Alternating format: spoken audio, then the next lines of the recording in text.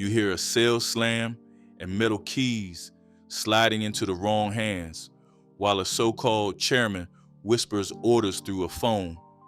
Inside those walls, men in shackles move money worth millions like they were on the outside. Cook County Jail was supposed to be a stop before sentencing, but it became a battlefield, a boardroom, and sometimes even a graveyard. This story is about 9 names that still hang heavy in Chicago streets. Their legends and their sins were all sharpened behind bars, where power meant everything and freedom meant nothing. Cook County Jail was never built for the weight that eventually crushed it. Opened in the 1920s, it was designed for around 1,600 bodies, but by the mid-1980s, it was holding well over 7,000. Overcrowding was not just a number on a report, it was the fuel that turned every tier into a hustle spot and every dorm into a gang office. The lack of staff made things worse, because the guards who were supposed to keep order often played both sides. Some took payoffs to smuggle in phones, blades, or even food that regular inmates never touched. There were stories of officers carrying shanks provided by gang bosses just to show loyalty. Keys changed hands like cigarettes, and one crew was rumored to have access to every door except the main gate. The real bosses of Cook County were not wearing uniforms. They were sitting on bunks controlling everything around them. They decided who slept where, who ate with who, and who got punished for breaking codes. Younger inmates were told to pay rent or get stomped out, and some even filled out application forms like they were signing up for a job. Gangs turned the jail into a training ground, enforcing discipline the same way they did on the block. By the early 1990s, investigators caught wind of a memo passed around called the Brothers of the Struggle. It carried rules signed off by big names like Larry Hoover, and it told chiefs to ignore jailhouse policies if they clashed with gang laws. The memo explained how shoelaces and small gestures marked who belonged where, and it made clear that survival meant respecting the hierarchy. Cook County Jail mirrored the streets of Chicago with the same alliances, the same wars, and the same paranoia. Inside those walls, power became a currency more valuable than money, and respect had to be bought with fear. Out of that storm rose 9 men who carried entire eras of gang influence, and their stories shaped what Cook County became known for. When you talk about Chicago gang history, Jeff Fort's name always lands close to the top. He was born in Mississippi in 1947 before his family made that move north to the south side. As a teenager in Woodlawn, he linked with Eugene Hairston, and by age 13, the Blackstone Rangers were born. That crew started with neighborhood programs and a taste of federal funding, but it grew fast into something heavier. By the late 1960s, the Blackstone Rangers were pulling thousands of young men under their flag. Federal records even show millions in government anti-poverty money flowing into programs tied to them. Jeff Fort held the crown, called himself the main 21 leader, and kept everything structured like an army. His lieutenants carried titles like generals, ambassadors, and ministers, showing how far they moved from just being kids on corners. The street brought heat and attention, and by the mid-1970s, Fort leaned deeper into religion. He embraced Islam, started going by Imam Malik, and rebranded the whole movement into El Rukn. El Rukn meant the cornerstone, and it carried both a spiritual face and a gang face. Prison walls did not slow him, because he kept running operations with coded phone calls and loyal soldiers. Court testimony later confirmed he had 2 boards of directors, one inside and one on the streets. By 1986, the story hit another level when federal agents caught whispers about foreign ties. Fort and his lieutenants were accused of trying to cut a deal with Muammar Gaddafi's regime in Libya. The plot was to trade violence for money, with talk about attacks on U.S. government buildings or politicians. Tapes played in court had his men offering services to Libyan officials in exchange for $2.5 million. They bragged on a file of violent crimes, even produced a video of 50 members pledging allegiance. The feds charged him heavy, and in 1987, a Chicago jury convicted Fort and several lieutenants. Judge Charles Norgal sentenced him to 80 years, on top of 13 already stacked for narcotics. Prosecutors painted him as a man willing to turn his South Side gang into a mercenary squad for cash. At the same time, his name stayed tied to Chicago murders, with informants linking him to killings of Mickey Caldwell, Willie McClelly, and Roy Love. Even locked away, rumors kept floating that Fort sent sermons and coded instructions through visitors and lawyers. Some supporters swear he tried to shift the gang toward a disciplined Islamic community. Others point to the murders, the narcotics, and the Libya case as proof that money stayed the main goal. Either way, Jeff Fort was still sitting in a cell with the power of a general commanding a small nation. Jeff Fort was not the only man turning jail into a headquarters, because another Chicago legend carried the same energy. Larry Hoover was born in Jackson, Mississippi in 1950 before his people moved into Englewood on the South Side. As a teenager, he rolled with the Supreme Gangsters and built his rep through street fights, robberies, and drug hustles. In the late 1960s, Hoover linked with David Barksdale, leader of the Black Disciples, and the merger created the Black Gangster Disciple Nation.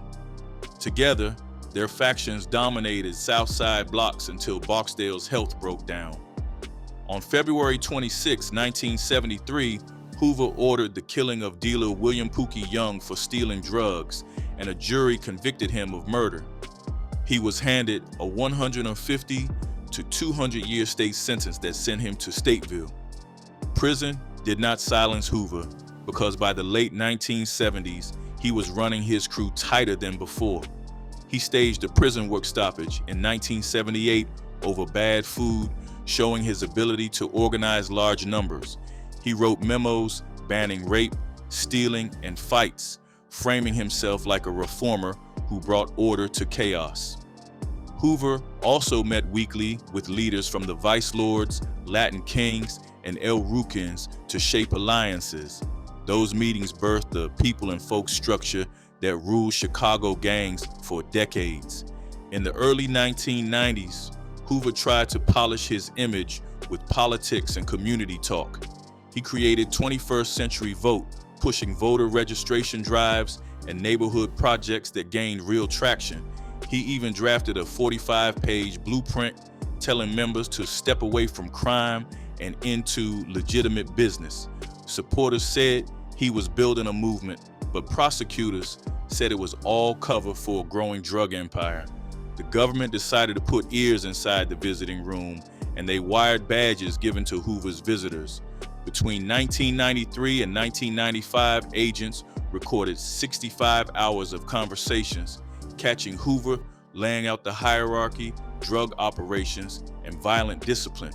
Those tapes became the backbone of a massive federal indictment in 1995 that charged Hoover and 38 co-defendants.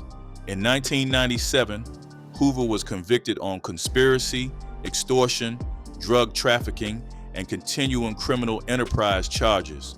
He received 6 federal life sentences stacked on top of his state time, effectively burying him inside the system.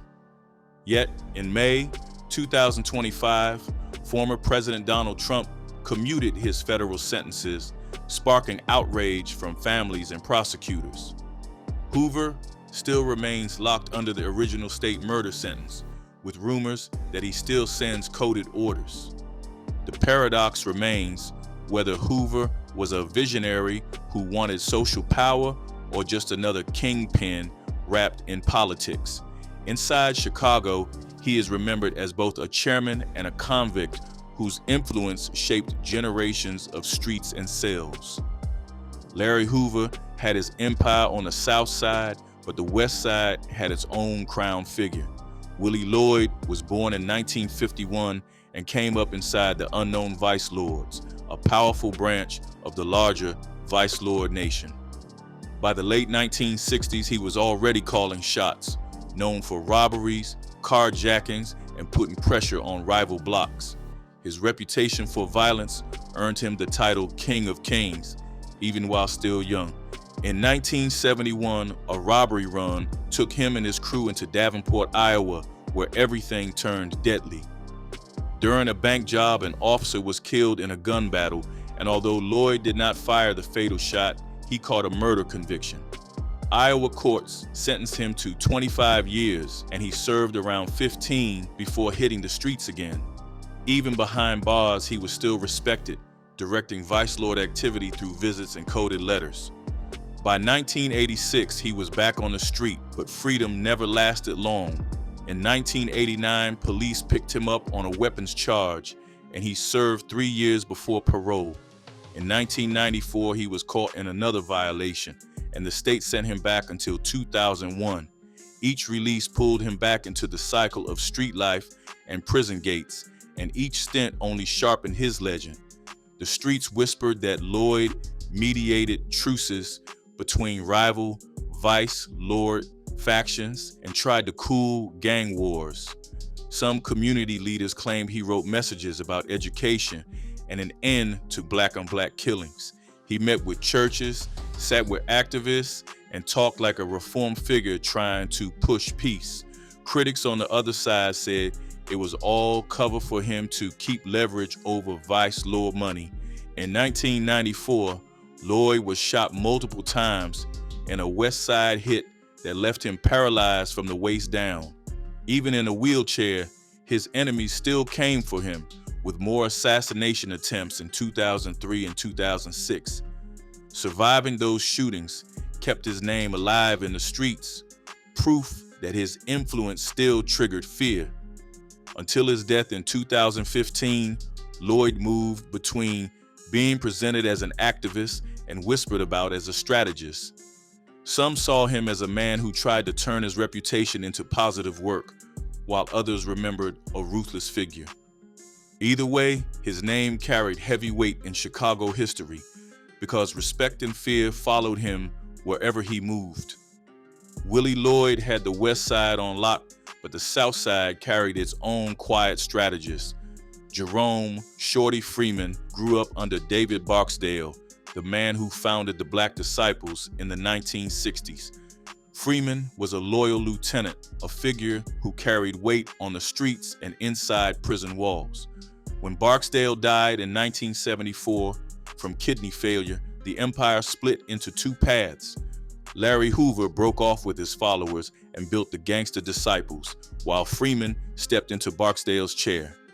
He became known as King Shorty, and his people saw him as a man with authority.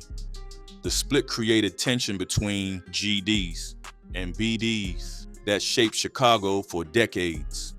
Hoover ran his group with speeches and political movements, but Freeman kept his game less visible. He was charismatic but ruthless, known for rewarding loyalty and punishing betrayal. In 1977, Freeman was arrested for armed robbery, and Stateville became his home for a stretch. In 1978, he joined Hoover and others in organizing a prison work stoppage over food and living conditions. That protest was one of the sparks that helped build the Folk Nation, an alliance that tied multiple gangs together. Freeman showed that even locked inside, he could reorganize and keep his group strong.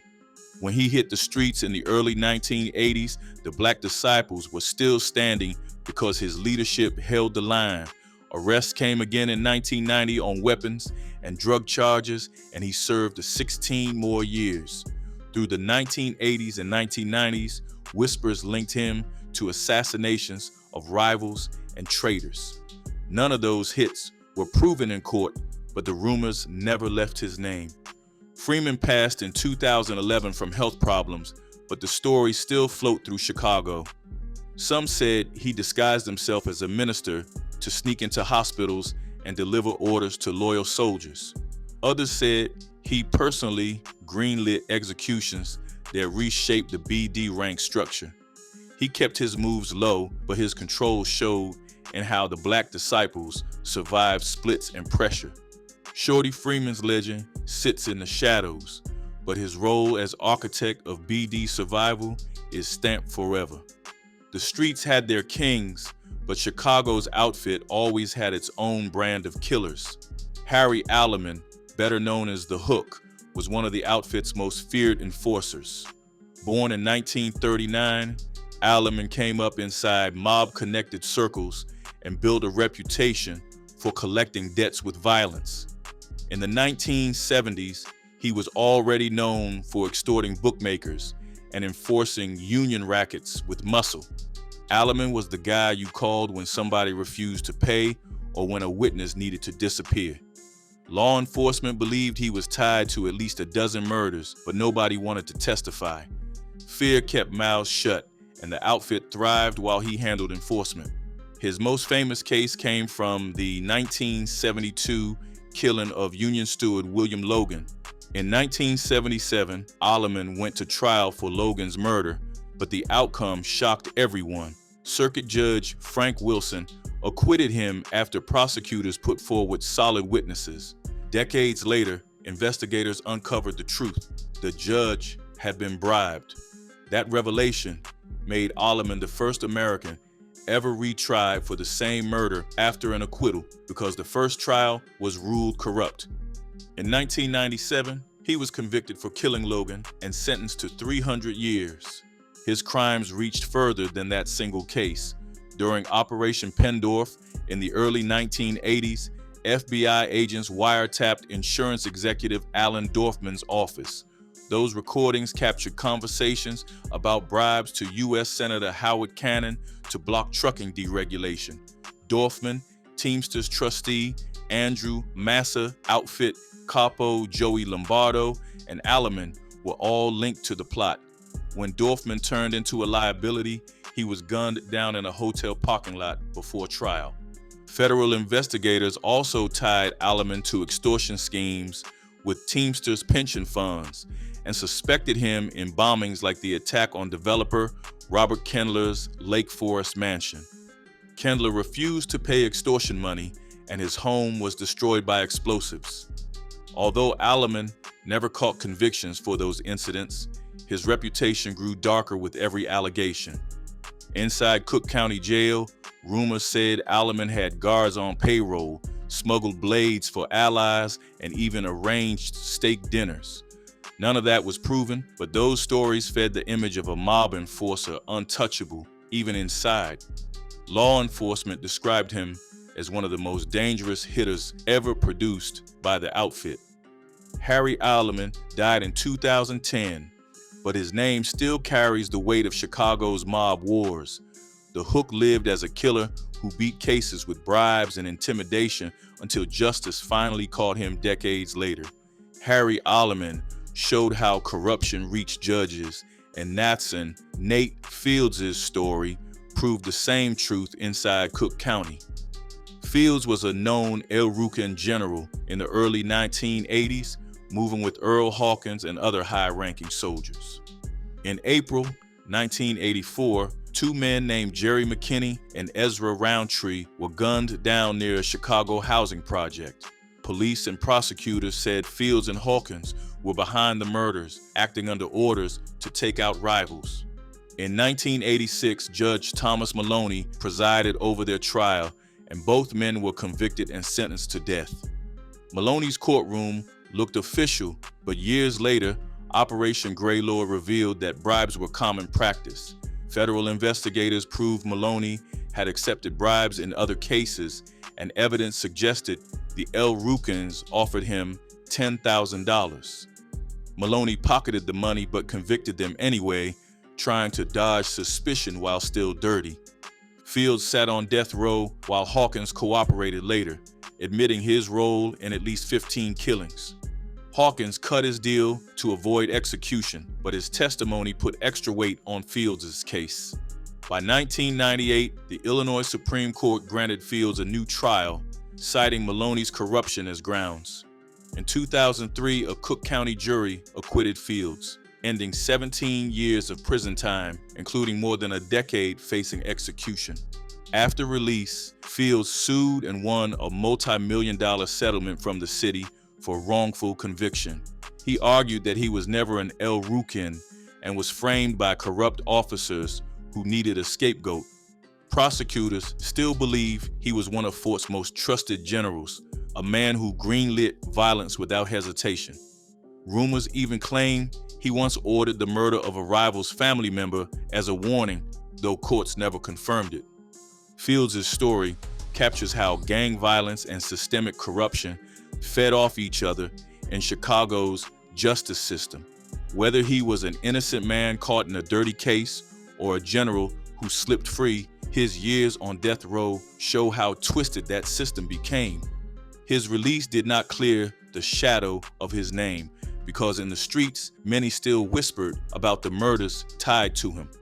The El Rukn story did not end with Fields, because Thomas "Doc" Bates stood as another key general under Jeff Fort. Bates moved inside the highest tier of the El Rukn nation, trusted to enforce Fort's vision while the boss stayed locked. The massive federal indictment known as United States versus Andrews in the late 1980s laid out the structure. It described Fort as imam at the top, with generals like Bates carrying out orders for killings, drug moves, and intimidation. According to trial records, the El Rukn generals were responsible for at least 20 murders and more than a dozen attempts. They ran conspiracies to kill witnesses, kidnap rivals, and kept drug pipelines flowing across the South Side.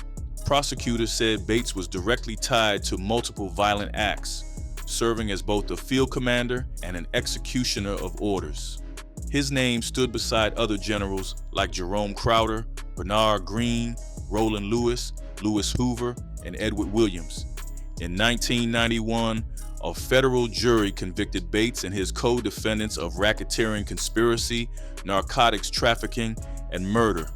Judge James Holderman handed down life without parole to Bates, Crowder, Greene, and Williams, while two others got 35 and 40 years. Prosecutors told the court the El Rukn generals operated like a mafia family, running their business with military precision. That sentencing effectively decapitated much of the leadership, even as street-level sets continued violence in Chicago. Rumors carried through prison walls that Bates still issued coded orders from his cell using visitors and attorneys. Some stories claim he even ordered an attack on a judge's relative, though investigators never proved it.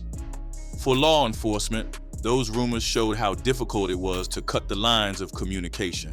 Bates's loyalty to Fort was seen as absolute, a soldier who never broke rank or denied his place. Bates' legacy remains tied to Fort's name because he represented the muscle that enforced Fort's vision. Where Fort talked ideology and politics, Bates turned those words into action, often with blood attached. His life without parole locked him away forever, but his presence inside El Rukn history is impossible to erase. The generals made the gang feared, and Doc Bates was one of the hardest of them. Thomas Bates showed how El Rukns enforced Jeff Fort's vision. But on the Latino side, another leader was pulling rank. Augustine Big Tino Zambrano, also called Viejo, became the national corona of the Latin kings during the late 2000s. His rise meant every Latin king across Illinois, from Cicero to Aurora, was expected to answer to him. Federal investigators estimated around 10,000 members fell under that structure, and Zambrano collected dues like it was corporate payroll. He built a system of casas, or houses, where members paid money, stored weapons, and followed orders. From those hubs, the gang carried out extortion rackets, street-level drug sales, and strict enforcement of discipline. If a member slipped up, the Corona ordered beatings or worse, and stories say he personally threatened to break the hands of careless soldiers. His rule kept the gang operating like a business, but one laced with violence. The Little Village neighborhood on Chicago's west side became the heart of his operations. Prosecutors later documented at least 20 shootings tied to his orders in that community alone. One murder was directly pinned on his command, along with multiple assaults and armed robberies. Vendors who tried to sell fake immigration papers were forced to pay street tax, and those who refused got attacked. Zambrano used his influence to make sure no one in the neighborhood forgot the Kings were in charge. In 2011, his run came to a stop when a federal jury convicted him of racketeering conspiracy and related crimes. At sentencing in January 2012, Judge Charles Norgal gave him 60 years in federal prison. Prosecutors said it was the highest-ranking Latin king conviction since Gustavo Gino Colon, and they laid out shootings, extortion, and years of drug business as evidence. Even after that sentence, rumors claimed Zambrano still gave orders from prison through coded messages carried by attorneys and visitors. Some insiders said he ordered a purge of suspected informants to protect himself, while others said younger factions started ignoring him. Either way, the Latin Kings kept operating, showing that Big Tino's empire was still alive while he sat locked away. His name remains stamped on the Latin Kings' history as the man who brought the gang together under one national structure, even while the violence kept burning. While Big Tino ruled with threats and dues, the Chicago outfit had a figure who mixed jokes with murders. Joseph Lombardo, better known as Joey the Clown, carried himself like a prankster but left a trail of blood. Born in 1929, he climbed through outfit ranks to become a capo, running gambling and labor union rackets. He laughed in court, cracked jokes at reporters, and played the clown while staying deadly serious behind the mask. In the early 1980s, Lombardo's name surfaced during Operation Pendorf, when the FBI investigated misuse of the Teamsters pension funds. He was tied to attempts to bribe U.S. Senator Howard Cannon to block trucking deregulation, working alongside insurance executive Alan Dorfman and union boss Roy Williams. Lombardo caught a 15-year federal sentence for bribery in 1982, serving time before his release in 1992. Investigators believed his hand touched extortion, labor rackets, and bombings meant to scare developers. His most infamous case came later through Operation Family Secrets, the massive federal indictment in 2005 that hit the outfit. Lombardo was charged with racketeering conspiracy spanning 3 decades, tied to 18 unsolved murders, gambling, extortion, and loan sharking. The trial relied heavily on Nicholas Calabrese, a mob hitman who testified against his own brother and spilled outfit secrets. Lombardo went on the run for 8 months before FBI agents caught him hiding in an alley.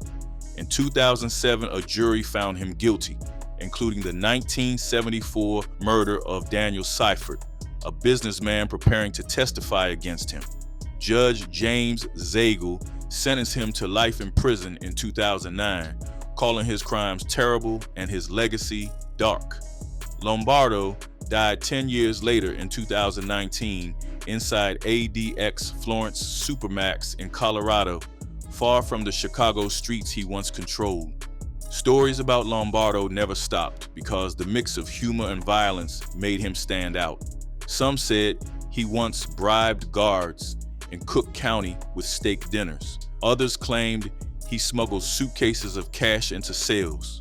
One legend even said he disguised himself as a priest to walk out of prison unnoticed, though nothing was proven.